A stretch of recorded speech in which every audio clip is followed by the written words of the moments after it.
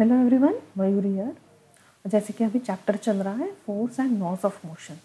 तो पहले वीडियो में हम लोगों ने जो है वो इंट्रोडक्शन, जो बेसिक इन्फॉर्मेशन है वही हम लोगों ने कंप्लीट किया कि मोशन, अभी लास्ट प्रीवियस चैप्टर में मोशन के बारे में पढ़ा, लेकिन अभी किस कारण मोशन होता है एक ऑब्जेक्ट में, ये हम लोगों ने जो इंट्रोडक्शन में ही हम लोगों ने अभी कंप्लीट किया। सो एक बार डिस्कस कर लेते हैं that what causes the motion. अभी जैसे कि यहाँ पे एक एथलीट है, वो बॉल किक कर रहा है, ठीक है। यहाँ पे कुछ बच्चे खेल रहे हैं, यहाँ पे जो हॉकी प्लेयर्स हैं ये लोग हॉकी खेल रहे हैं। तो किस कारण वो बॉल में एक्शन आया? तो force is acting upon it. यहाँ पे देखिए डिफरेंट एग्जाम्पल्स हम लोगों ने डिस्कस किए, जैसे पुश करने से कार्ट चला, पुल करने से ये ट्रॉली चल रहा है। ग्रेविटेशनल फोर्स जो डाउनवर्ड एक्ट करता है और उसके कारण ऑब्जेक्ट जो है वो नीचे आता है। देन इसके कारण, फोर्स के कारण, there is also a change in the direction and the velocity. Then change in the shape and size when. और फिर वेलोसिटी और स्पीड के बारे में भी हम लोग ने एक टर्म पढ़ा, that is speed is the scalar quantity. Means speed object का एक स्पीड ही बता रहा है, वेर इज वेलोसिटी क्या है, वो किस डायरेक्शन और मैग्नीट्यूड भी डिस्क्राइब करता है। So force is an external agent capable of changing a body state of rest और motion. When we hit a ball, it moves, okay, but after traveling it comes in a distance and comes to a rest. Why? अभी यहाँ पे हम लोगों ने छोटा सा friction के बारे में पढ़ा। The force acting against the motion of the ball is frictional motion. It also depends upon the rough surface and the smooth surface. ठीक है, अभी हम चलते हैं। आज पढ़ेंगे हम बैलेंस्ड फोर्स और unbalanced force. When two or more forces act in such a way that the resultant force becomes zero, okay, they will cancel each other and they are called as balanced force. The set of balanced force cannot create any change in the velocity of the object, okay, but can change the shape and size of the object, okay. अभी एक example से हम समझते हैं। ये तुम्हारे text book का ही example है। जैसे कि एक टेबल में यहाँ पे एक ब्लॉक रखा है, ओके, और ये दोनों तरफ से एक स्ट्रिंग से बंधा हुआ है। अभी होता क्या है, यहाँ से तुम खींचते हो और तुम्हारा एक फ्रेंड है जो यहाँ से खींचता है। अभी यहाँ पे क्या होगा, दोनों इक्वल स्ट्रेंथ लगा रहे होंगे, इक्वल फोर्स। चलो, इक्वल फोर्स अप्लाई हुआ है ये ब्लॉक को खींचने में, टू पुल द ब्लॉक। अभी इक्वल फोर्स लगाया, वो भी उतना ही लगा रहा है, तुम भी उतना ही लगा रहे हो। तो क्या लगता है, ये जो ब्लॉक है इसमें कोई मोशन होगा? नहीं, मोशन नहीं होगा। क्यों? क्योंकि इक्वल फोर्स लगाया था, ठीक है। There will be no motion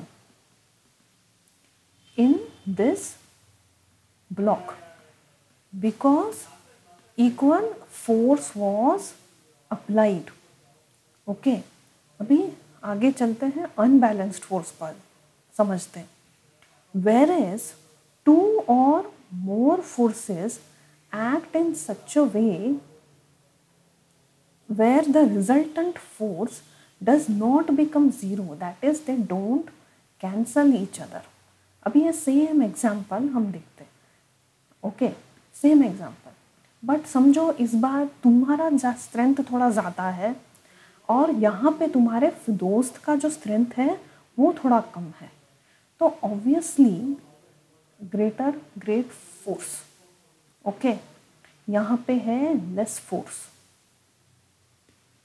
तो ऑब्वियसली ये जो ब्लॉक है किस तरफ खींचा हुआ आएगा? ऑब्वियसली ग्रेटर साइड के, यहाँ पे ग्रेटर साइड के यहाँ पे पुल होगा। सो यहाँ पे इक्वल फोर्स था? No, there was no equal force. Okay, no equal force was applied. Okay, तो अभी जैसे मान लेते हैं ग्रेटर फोर्स, अभी जैसे तुमने अप्लाई किया यहाँ पे 4 न्यूटन का फोर्स तुम्हारे अंडरस्टैंडिंग के लिए, वेयर इज तुम्हारा जो फ्रेंड है इसका फोर्स था 2n। देखा तो इसका नेट फोर्स कितना आएगा? अभी net force is 4n minus 2n, तो कितना आया? 2n। सो 2 न्यूटन का फोर्स अप्लाई ज़्यादा हुआ था तुम्हारे साइड पे, और इसके लिए ये जो ऑब्जेक्ट है ये तुम्हारी तरफ खींचा हुआ आया। देखिए, when two or more forces act in such a manner that the resultant force does not become zero, ये जो resultant force है ये zero नहीं मिलेगा, they don't cancel each other and this is called as unbalanced force। अभी देखिए, unbalanced force creates a velocity। देखिए अभी वेलोसिटी आया, वेलोसिटी भी चेंज हो गया, वेलोसिटी बॉडी मोशन में आ गया। जब मोशन में था तो उसमें चेंज इन द वेलोसिटी था। अभी इधर देखते हैं, अभी यहाँ पे हम लोगों ने बोला इक्वल फोर्स वॉज अप्लाइड। अभी तुम्हारा फोर्स भी इधर 4 न्यूटन है, इधर भी तुम्हारे दोस्त का जो फोर्स है वो भी 4 न्यूटन है, तो इक्वल। तो यहाँ पे कितना आया net force? That is 4 newton minus 4 newton is equal to 0। देखिए, they cancel each other, they become 0। Okay, तो this is a example of balanced force, मतलब दोनों जगह पे दोनों तरफ है जो फोर्स था वो इक्वल था, इसके लिए बैलेंस हुआ और बॉडी जो है वो मूव नहीं हुआ। वेरिस यहाँ पे ये अनबैलेंस्ड फोर्स है, मतलब दोनों डायरेक्शन में जो फोर्स है वो इक्वल नहीं था, और इसके कारण जहाँ पे ग्रेटर फोर्स है वो ऑब्जेक्ट वहाँ पे मूव हुआ। अभी आगे चलते हैं, अभी कुछ एग्जांपल्स पढ़ लेते हैं। अभी when we hold a ball in our hand, ये देखते हैं। ओके, अभी एक साइड पे तुम खड़े हो बॉल को लेके, ठीक है, और एक साइड पे तुम्हारा फ्रेंड खड़ा है। पहले तुम्हारा ये साइड एग्जांपल। अभी देखिए, अभी तुम लोग ने एक हाइट से एक बॉल को पकड़ के रखा है, इसका मतलब क्या हुआ?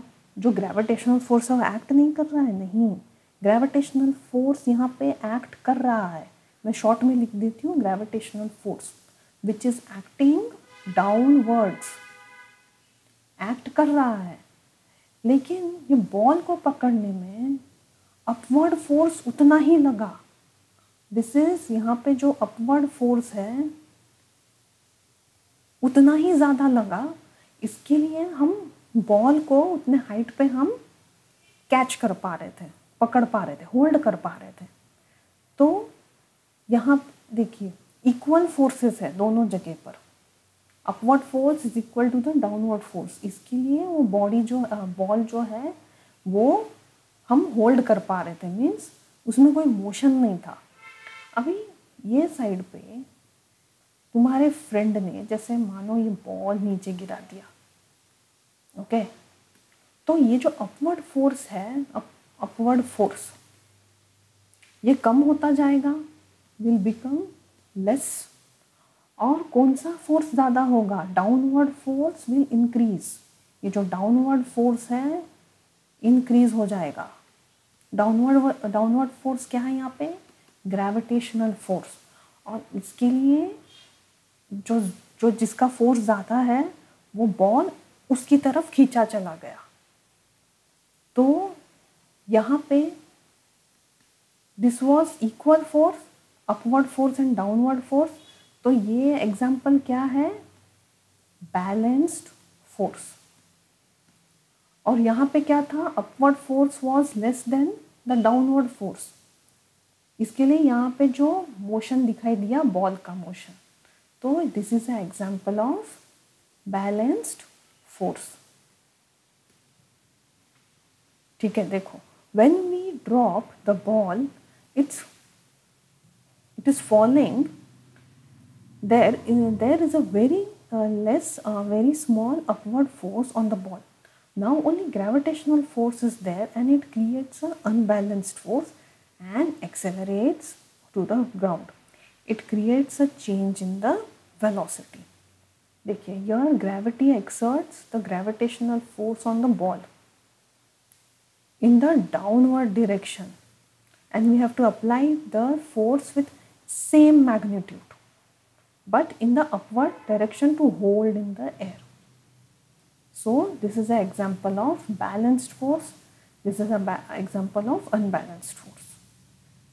आगे का एग्जाम्पल देखते हैं। अभी यहाँ पे एक ब्लॉक को सीलिंग के साथ हैंग कर दिया गया है, इसे हैंग किया यहाँ पे। सो ये क्यों नहीं गिर रहा है, ब्लॉक क्यों नहीं गिर रहा है? क्योंकि ग्रेविटेशनल फोर्स भी इक्वली नीचे एक्ट कर रहा है। Gravitational force is also acting downwards. Okay, और ये जो अपवर्ड फोर्स है ये भी इक्वली एक्ट कर रहा है, अपवर्ड फोर्स, जिसके कारण ये ब्लॉक जो है ये उस पोजीशन पे है। ठीक है, इसके लिए ये होल्ड कर पा रहा है with the help of what, string, and this is called as tension. ठीक है, even if a gravitational force is acting upon it, because of the string holds, it exerts a upward force over here of equal magnitude on the block known as tension. This produces a balanced force. ये दोनों balanced है force, इसके लिए जो object है वो वहाँ पे rest पे है, वो कुछ उसमें motion नहीं था। A block is placed on the ground. यहाँ पे भी देखिए, जब ब्लॉक ग्राउंड पे लगाया है, प्लेस किया है, तो क्या है, यहाँ भी है ग्रेविटेशनल फोर्स है, वो एक्ट करता है यहाँ पे downwards, and upwards equal, upward force भी इक्वली एक्ट कर रहा है, जिस कारण विच इज नोन एज, ये इसको क्या बोलते हैं, नॉर्मल फोर्स और रिएक्शन। ठीक है, so equal upward force and equal downward force, that is a gravitational force, दोनों ही एक्ट कर रहा है। ठीक है, इसके लिए जो ब्लॉक है, it was placed on the floor. The gravitational force is acting downwards and floor exerts a upward force of equal magnitude on the block known as normal force or normal reaction. They produce a balanced force. अभी आगे चलते हैं। ये friction भी हम लोग ये friction भी पढ़ लेते हैं इसमें, ये छोटा टॉपिक है।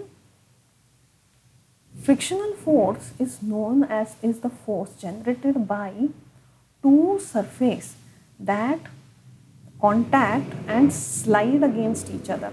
टू सरफेस क्या है, एक तो ये है और दूसरा ये अपवर्ड इसका सरफेस है। ठीक है, अभी जैसे कि हम लोग इस ब्लॉक को पुश करने बोला, पुश करने को बोला, ओके, हम लोग ने थोड़ा फोर्स अप्लाई किया, नहीं मूव हुआ, फिर थोड़ा हम लोगों ने इंक्रीज किया फोर्स, तब जाके उसमें थोड़ा मूवमेंट आया और जो ब्लॉक है वो थोड़ा मूव हो पाया। अभी यहाँ पे पहले हम लोगों ने जो स्टार्टिंग में जो फोर्स अप्लाई किया था, उस कारण वो ब्लॉक जो है मूव नहीं हो पा रहा था। ये हम लोग थोड़ा बाद में पढ़ेंगे, ये वाला क्यों मूव हुआ, तो बॉडी क्यों नहीं मूव हो रहा था। तो यहाँ पे एक हिडन एजेंट है, वो है फ्रिक्शनल फोर्स। ठीक है, frictional force comes into exist. अभी ये एग्जाम्पल पढ़ लेते हैं। जैसे कि ये ग्राउंड है और ये ब्लॉक है। अभी यहाँ पे हम लोगों ने 1 न्यूटन फोर्स अप्लाई किया, तो यहाँ पे क्या होगा, इट इज़, ये जो फ्रिक्शनल फोर्स होता है ये सेल्फ एडजस्टिंग होता है। मीन्स अगर यहाँ पे भी हम लोगों ने 1 न्यूटन का फोर्स अप्लाई किया तो ground also adjust itself to 1 newton. ठीक है, ये अगर हम लोगों ने 2 न्यूटन का अप्लाई किया तो यहाँ पे भी 2 न्यूटन होता है। अगर ये 4 न्यूटन है तो यहाँ पे भी 4 न्यूटन। और इस तरीके से ये दोनों तरफ जो इक्वल फोर्सेस के कारण बॉडी जो है वो मूव नहीं हो पाता है। आगे बढ़ते हैं। Frictional force which reduces the motion of the moving body or cancels the applied force if the body tends to move. Okay, reduces the motion of the moving body and applied force, it is self adjusting, जैसे हम लोगों ने अभी discuss किया था self adjusting forces, but it has maximum limit. This maximum limit depends upon the weight of the body moving or tends to move on the roughness of the surface. ठीक है, अभी ये समझते हैं कि मैक्सिमम लिमिट क्या है। अभी हम लोग एक लिमिट तक हम पुश करते जाएंगे ऑब्जेक्ट को, ठीक है, लेकिन एक टाइम के बाद जो ये ब्लॉक है ये मूव होगा। मीन्स अभी जैसे हम सोच लेते हैं कि यहाँ पे जो मैक्सिमम टेंडेंसी है वो 10 न्यूटन है और हम लोगों ने अप्लाई किया इस ब्लॉक को मूव होने में 11 न्यूटन्स। तो अभी यहाँ पे जो नेट फोर्स है वो कितना हुआ, net force is equals to 11 newton minus 10 newton which is 1 newton. और इसके कारण बॉडी जो है वो मोशन में था। तो अभी यहाँ पे भी हम लोगों ने समझ लिया। देखिए ये किसका एग्जाम्पल है, फिर this is a example of balanced force, जहाँ पे दोनों तरफ जो फोर्स है वो इक्वली अप्लाई हुआ है and the body was not in motion. Where is here दोनों तरफ जो फोर्स है वो इक्वल नहीं था, यहाँ हम लोगों ने थोड़ा ज़्यादा अप्लाई किया, तो यहाँ पे नेट फोर्स कितना आया, 1 Newton. And this is unbalanced force. और अनबैलेंस्ड फोर्स में जो नेट फोर्स है वो कभी भी ज़ीरो नहीं होता है, वेयर एज बैलेंस्ड फोर्स में जो नेट फोर्स है वो ज़ीरो होता है। तो आज हम लोगों ने जो टॉपिक था वो था balanced forces, unbalanced and unbalanced forces पढ़ा हम लोगों ने। इक्वल फोर्स मीन्स जिसका नेट फोर्स है ज़ीरो, अनबैलेंस्ड जहाँ पे जो नेट फोर्स है वो ज़ीरो नहीं होता है।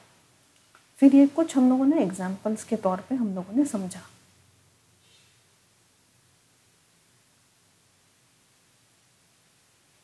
ओके, अभी नेक्स्ट जो टॉपिक है हम नेक्स्ट वीडियो में हम कवर करेंगे।